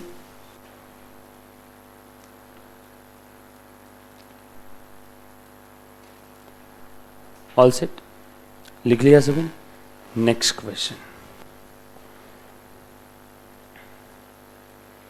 सो करंट ईयर में इतना प्रीमियम रिकॉग्नाइज करेंगे खर्चे में, नेक्स्ट ईयर में इतना प्रीमियम रिकॉग्नाइज करेंगे इन नेक्स्ट ईयर। लिख लो फटाफट से, आ जाओ। स्क्रॉल करो, डन। आ जाओ, अब आ जाओ क्वेश्चन नंबर 1 पे। चल मुन्ना फटाफट से बता दे। On 31st March 18, following ledger balances have been extracted from the books of Washington branch office. Washington branch office से देखो नीचे के कुछ एकदम सिंपल, एकदम छोटा बच्चा भी बोलेगा फटाफट से। हाँ, AS11 के क्वेश्चन ये सारे आप कोई भी पास्ट एग्जाम क्वेश्चन उठा के देख लेना CMA का। अब अपन ने वो जो 2-3 क्वेश्चन मॉड्यूल के देखे और ये जो 4-5 क्वेश्चन है, इसके बाहर आपको कोई दिखेगा नहीं। और अगर कोई अलग क्वेश्चन अगर आता है आपके इस बार के MTP या RTP में तो हम लोग अलग से ले लेंगे। डन। आ जाओ, लेजर बैलेंसेस दिए बेटा। वाशिंगटन ब्रांच फॉरेन ब्रांच है ना। देखो क्या दिया है उसमें, बिल्डिंग का बैलेंस दे दिया है $180 ओपनिंग स्टॉक का, बराबर। ये जब मैंने आप लोगों को AS11 पढ़ाया था तब मैंने मॉनिटरी और नॉन मॉनिटरी आइटम के लिए क्या क्या दिए थे, रेट्स बताए थे, है ना।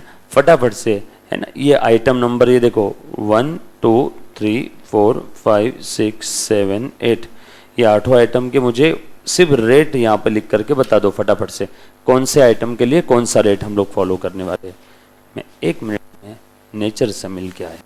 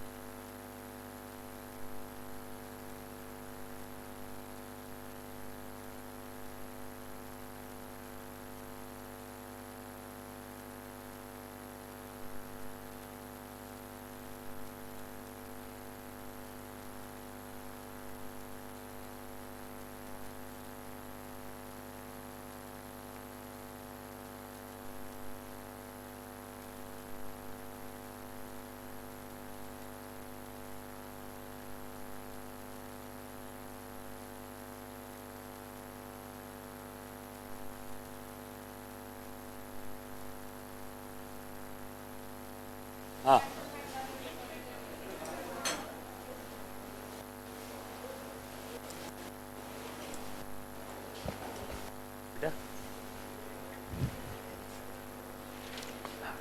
कहाँ थे हम लोग, यस।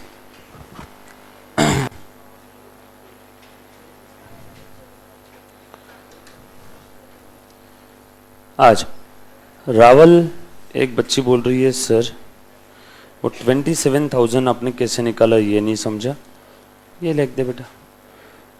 टोटल $20,000 चाहिए थे, या डिफरेंस ले ले 48.5 माइनस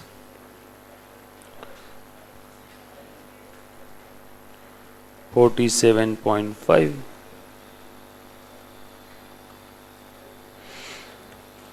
इस चीज का रेट क्या दिया रे हम लोगों को, कौन कौन सा रेट दिया है, 48.85 है ना, रेट क्या दिया बेटा इसको हम लोगों को 48.85, 48.85 निकाल रहे बेटा। डिफरेंस आ रहा है कि एक बच्ची बोल रही इतना डिफरेंस नहीं आ रहा है, 48.85 माइनस 47.5 1.35 इंटू $20,000 प्रीमियम, 3 महीना 1 महीना, बराबर। ये 48.85 है, हमने यहाँ पे 48.5 लिख दिया था, 48.85 राइट। आ जाओ, हाँ सब लोग बताओ फटाफट से। अब बेटा हम लोगों को अब यहाँ पे AS11 की प्रोविजन सप्लाई करना है, बराबर है। हम लोगों को यहाँ पे AS11 की प्रोविजन सप्लाई करना है, और प्रोविजन सप्लाई करके हम लोगों को बैलेंस शीट के अंदर में फॉरेन ब्रांच के ये सारे आइटम्स को कौन से रेट पे कन्वर्ट करेंगे ये लिखना है, बराबर। सबसे पहला कौन सा आइटम है बेटा, एक बार बता दो तो, बिल्डिंग। बिल्डिंग कौन सा आइटम है, non monetary item.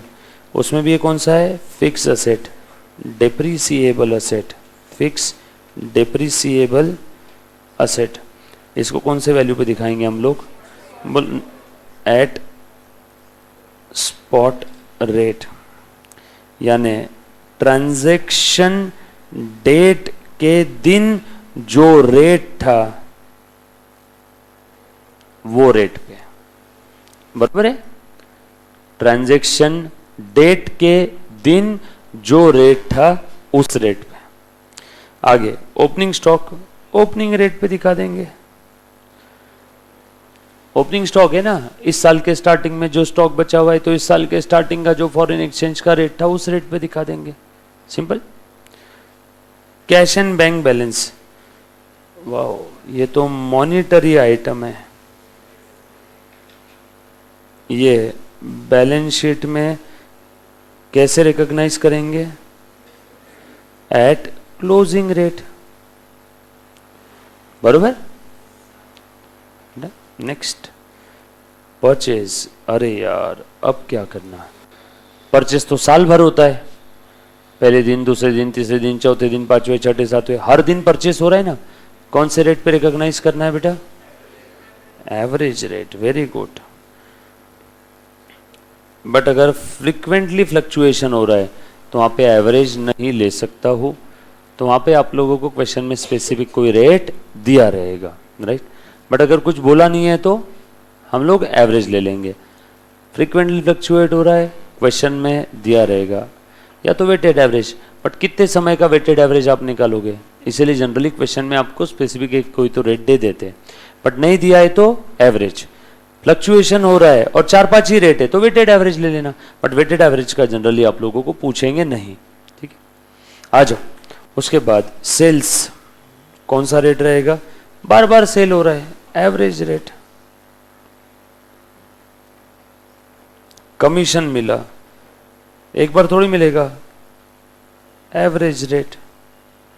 Debtors, again monetary items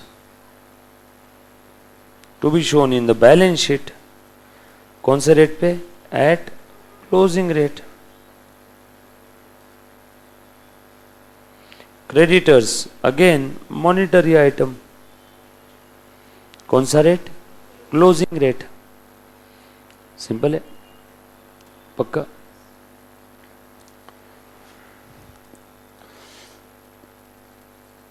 question number 1, लिखने की जरूरत तो नहीं ना अलग से, और आपने अभी लिख लिया, बस डायरेक्टली एक बार अब बता दो अमाउंट इसका।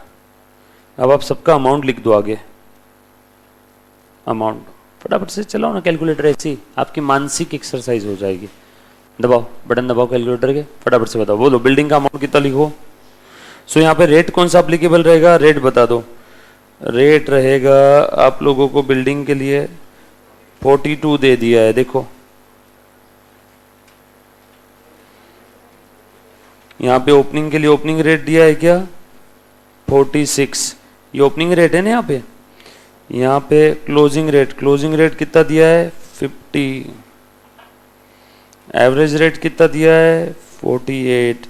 Average average average 48 48 48। और मॉनिटरी आइटम क्लोजिंग रेट कितना है? 50।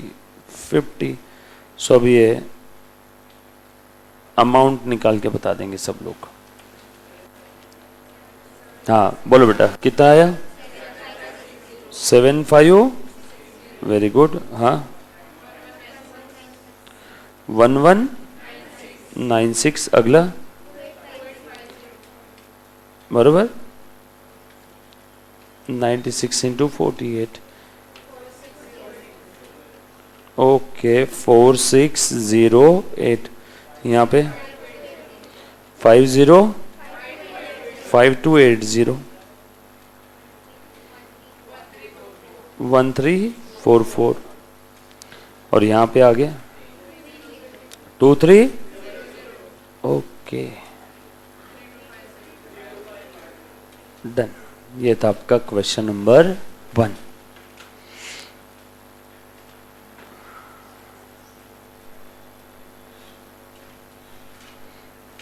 3 75 60 11 96 28 50, उसके बाद 46 08 52 80 1344 2300 3250। ठीक है, चलो अब उसके बाद आ जाओ AS 12 पे।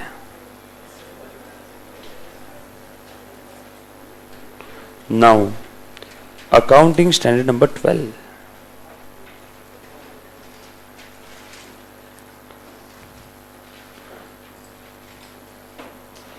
अरे यार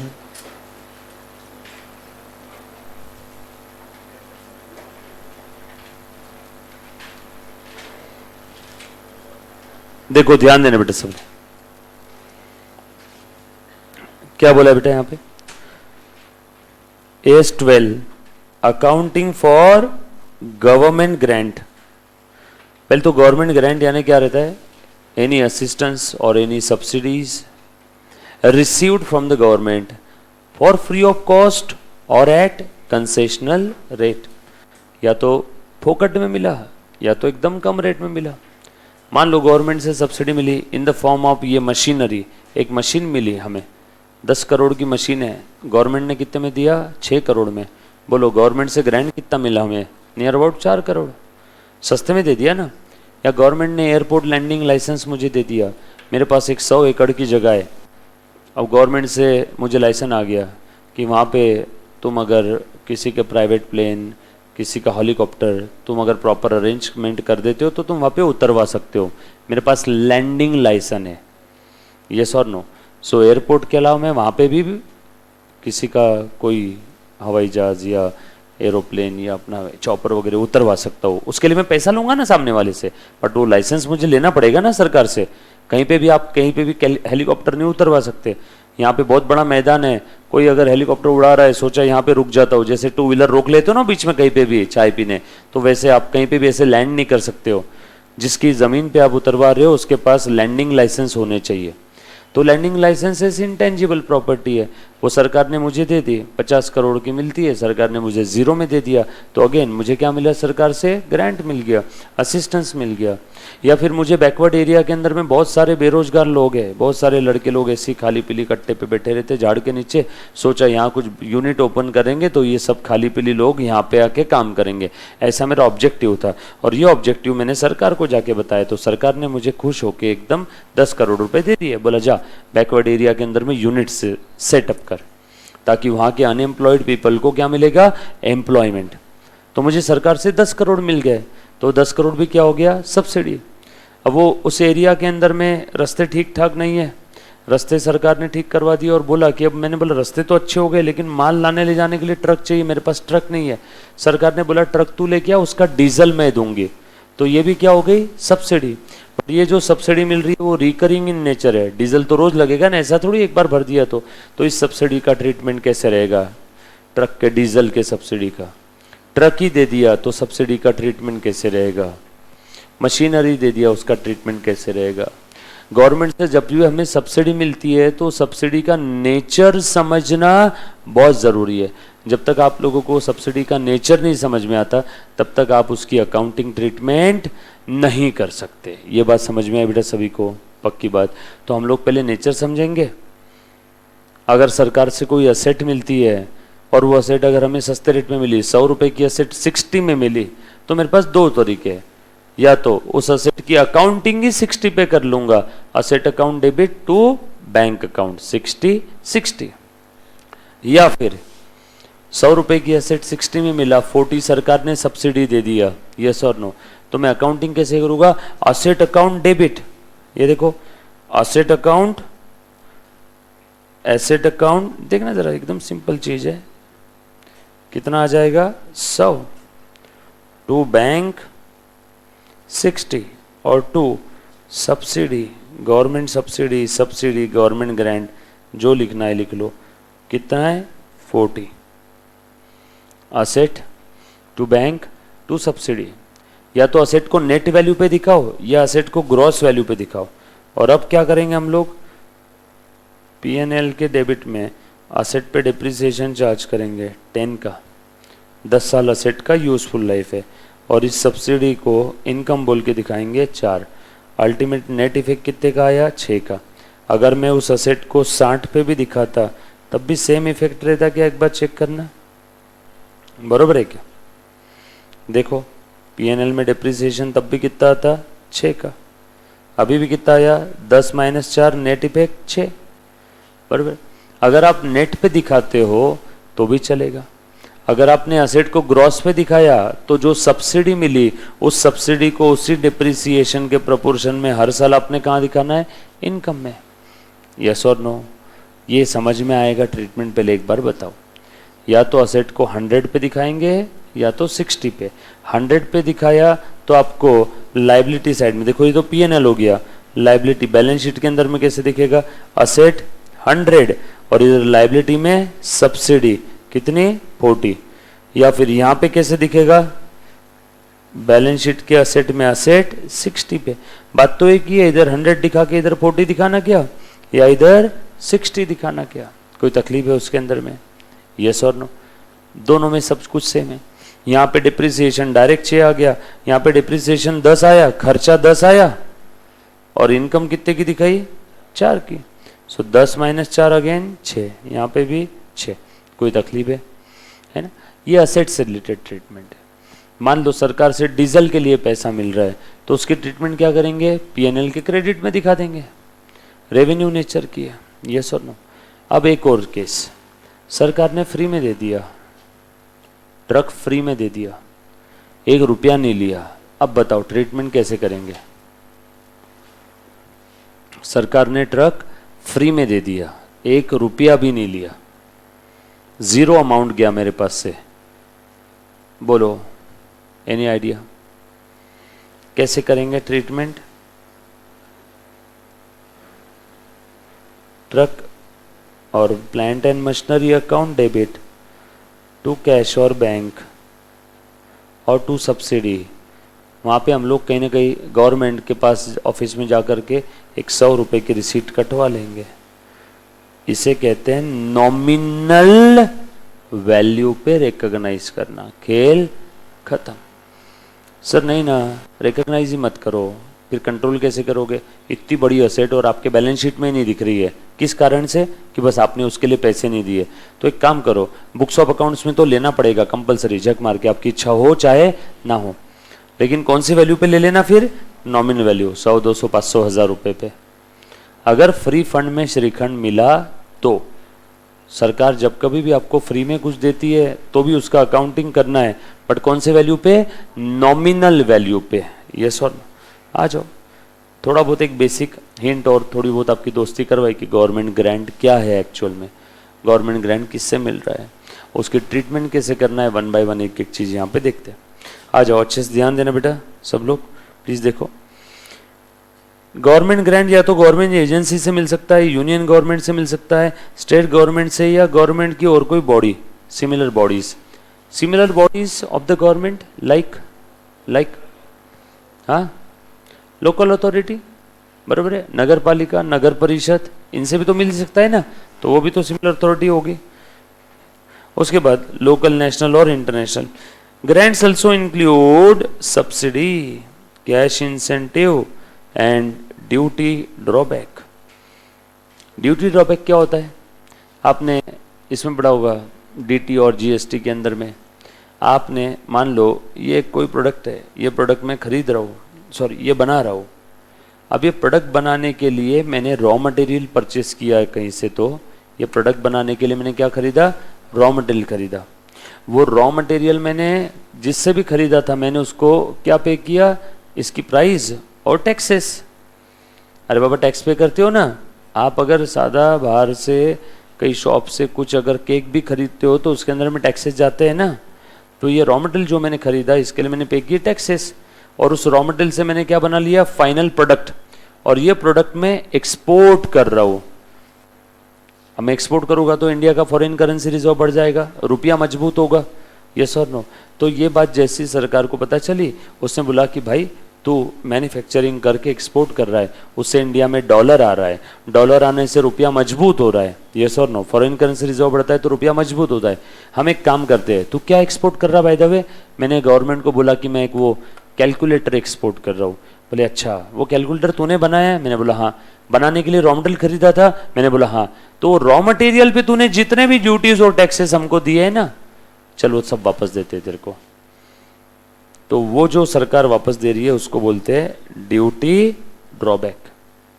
one of the best example of duty drawback DBK बोलते हैं इसको शॉर्ट फॉर्म में, है ना। जब आप रियल लाइफ में प्रैक्टिस करोगे तब आपका इससे पाला पड़ने वाला है। अगर आप मैन्युफैक्चरिंग सेक्टर में हो, उसमें भी जो एक्सपोर्ट कर रही है, तो दिन में 4 बार पाला पड़ेगा इसके साथ, डीबीके के साथ, ड्यूटी ड्रॉबैक। उसके बाद अब तो ये सारी चीज़ें गवर्नमेंट ने हमारी ड्यूटीज़ पे की हुई, भूतकाल में मैंने ये बनाने के लिए जो रॉ मटेरियल खरीदा था, उस रॉ मटेरियल के ऊपर जो मैंने ड्यूटीज टैक्सेस पे किए थे वो मुझे सरकार वापस कर रही है। मतलब एक प्रकार से खर्चा रियम्बर्स कर दिया सरकार ने। तो ये मेरे लिए ग्रांट हो गया। कैश इंसेंटिव हो गए, सब्सिडी हो गई, इधर इन कैश और इन काइंड। काइंड ट्रक दे दिया, अभी बताया था ना थोड़ी देर पहले, ट्रक ही दे दिया सरकार ने। In kind to an enterprise, enterprise हम लोग जो कोई भी कंपनी को, प्रोप्राइटरी पार्टनरशिप हम किसी को भी, जरूरी नहीं कि हर बार ग्रांट सिर्फ कंपनी को मिलती है, यस और नो, किसी एंटरप्राइज को भी मिल सकती है। रिकॉग्निशन एंड कंप्लायंस रिलेटेड सारी बातें कौन बता रहा है? यस 12। अच्छा, अब जब कभी भी सरकार से हमें ग्रांट मिलती है तो उस ग्रांट पे कोई ना कोई कंडीशंस अटैच्ड होती है। इतनी आसानी से ग्रांट नहीं मिलती। जैसे सरकार ने मुझे ट्रक दिया, मैंने उसकी अकाउंटिंग कर दी नॉमिनल वैल्यू पे 1000 रुपये पे, यस और नो, और सरकार ने कंडीशन अटैच किया था कि तूने वो ट्रक बैकवर्ड एरिया में फैक्ट्री सेट किया तो उसके लिए रॉ मटेरियल लाने ले जाने के लिए ट्रक लिया है, तो उस ट्रक के अंदर में चंदन की लकड़ियाँ चोरी करके इधर उधर एक्सपोर्ट करेगा, दारू शराब के ठेके चलाएगा, वो माल लेके जाएगा, उस पर्पज़ के लिए वो ट्रक यूज़ नहीं करना। और अगर जिस दिन जो बोला हुआ पर्पज़ है उसके अलावा कोई अदर पर्पज़ के लिए यूज़ किया तो ट्रक वापस ले लेंगे। मतलब ग्रांट रिफंड करना पड़ेगा क्या? सो कंडीशंस होती है क्या ग्रांट के साथ? Yes, with the compliance in the past और फ्यूचर रिलेटेड कंडीशंस। अब कंप्लायंसेस कंडीशन पास्ट की भी हो सकती है। अगर मैं फैक्ट्री सेट कर दूं तो उसके बाद ट्रक मिलेगा, तो पहले मुझे क्या करना है? फैक्ट्री सेट करना है बैकवर्ड एरिया में, पास्ट कंप्लायंस, तो उसके बाद मुझे ट्रक मिलेगा। और ट्रक देते से उन्होंने बोला कि अब इस ट्रक का तू इसी पर्पस के लिए यूज करेगा आज के बाद, यह है फ्यूचर कंप्लायंस। सो आपको कुछ ना कुछ पास्ट भी कंप्लायंस करना है और फ्यूचर कंप्लायंसेस भी करना है, तब कहा जाके आपके पास वो ग्रांट रहेगी। और सर फ्यूचर में कंप्लायंस नहीं किया, ट्रक तो आ गया, सरकार वापस ले लेगी, तो हम लोगों को ट्रीटमेंट करना होगा फिर रिफंड ऑफ गवर्नमेंट ग्रांट की, यस और नो। आगे देखो, the accounting for grant should be appropriate to reveal the extent of benefit accrued to the enterprise during the reporting period. क्या मतलब है इसका बताओ तो? अभी अभी मैंने आपको बताया था कि मैंने एक सरकार से असेट लिया 100 रुपए का, बरोबर है, कितने में दिया? 60 में। अब उस 40 का मुझे बेनिफिट हो गया। वो 40 का बेनिफिट कब तक होगा मुझे? जब तक वो असेट रहेगी। तो देखो उस 40 को मैंने 4-4 रुपए पीएनएल में ट्रांसफर करने का बताया था, अभी देखा क्या? यस और नो? ऐसे कितने साल ट्रांसफर होगा? 10 साल। इसको बोलते हैं अक्रूवल कॉन्सेप्ट के हिसाब से। देखो 4 4 4 4 4 10 साल में कितना हो जाएगा टोटल? 40 खत्म। तो जिस नेचर का आपको ग्रांट मिला, आपको उस नेचर को मद्देनजर रखते हुए उसका अकाउंटिंग ट्रीटमेंट करना है, ठीक है, कर लेंगे।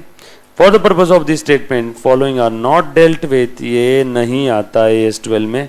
Effect of changes in prices in the और इन सप्लीमेंट्री इंफॉर्मेशन।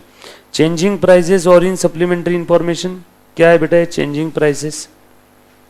हाँ, ग्रांट आपसे जब मिला, जो कोई भी एसेट मिली उस समय उसकी प्राइसेस अलग थी, बाद में उसकी प्राइसेस चेंज हो गई, हम लोग फिर से उस एसेट की री इवेल्युएशन या इवेल्युएशन उसका वापस नहीं करेंगे, या अगर ऐसा कुछ होता है तो वो एस 12 में नहीं आएगा। सर फिर वो कहाँ आएगा? मैं बताऊँ कहाँ पे आएगा? एस 10 में। अरे बाबा, फिक्स असेट मिली सरकार से, फिक्स असेट का उसका मार्केट वैल्यू चेंज हो गया, वो फिक्स असेट कम, उसकी मार्केट वैल्यू कम हो गई बुक वैल्यू से, तो हम लोग कहाँ पे जाएंगे? S 10 property plant and equipment.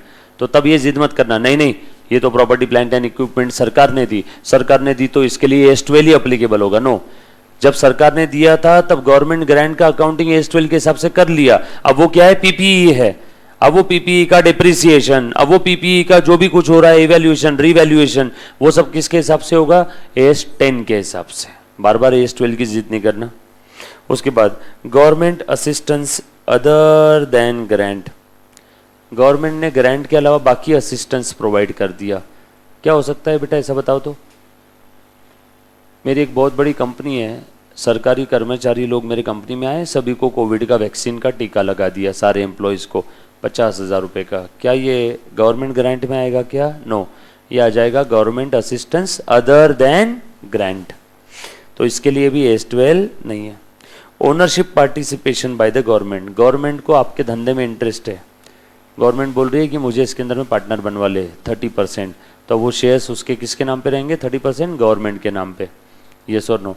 तो वो गवर्नमेंट ग्रांट नहीं है, गवर्नमेंट ने आपसे खरीदा है। सर कोई एग्जाम्पल इसका? बिल्कुल है, बहुत सारे एग्जाम्पल है। BSNL गवर्नमेंट वेंचर है। और सबसे पहले 1934 में रिजर्व बैंक ऑफ इंडिया पहले प्राइवेट बैंक था, कलकत्ता में था आज़ादी के पहले। बाद में 1947-48 के अंदर में RBI को एज इट इज़ किसने टेक ओवर कर लिया? गवर्नमेंट ने। समझ में आया क्या? मतलब RBI पहले जो प्राइवेट बैंक था आपका, भारत की central bank RBI reserve bank of India, government ने उसको पूरा खरीद लिया। मतलब उसके अंदर में इंटरेस्ट किसने ले लिया? गवर्नमेंट ने। तो लेती है गवर्नमेंट को, अगर लगता है कि ये बिजनेस देश के लिए और बाकी पब्लिक के लिए खतरा है तो गवर्नमेंट क्या करती है? उसको खरीद लेती है या उसके अंदर में थोड़े बहुत शेयर्स ले लेती है। ये सुनो, तो वहाँ पे गवर्नमेंट ने आपको हेल्प नहीं किया, उल्टा आपकी लगाई है। तो ये तीनों भी AS12 में नहीं आएंगे। ये बात समझ में आई? एग्जाम में क्या नहीं आएगा है ना, इसके ऊपर भी क्वेश्चन आ सकता है। कल हम लोग AS12 की बची हुई अकाउंटिंग और कल इसके क्वेश्चंस विथ एक्स्ट्रा क्वेश्चंस कर लेंगे।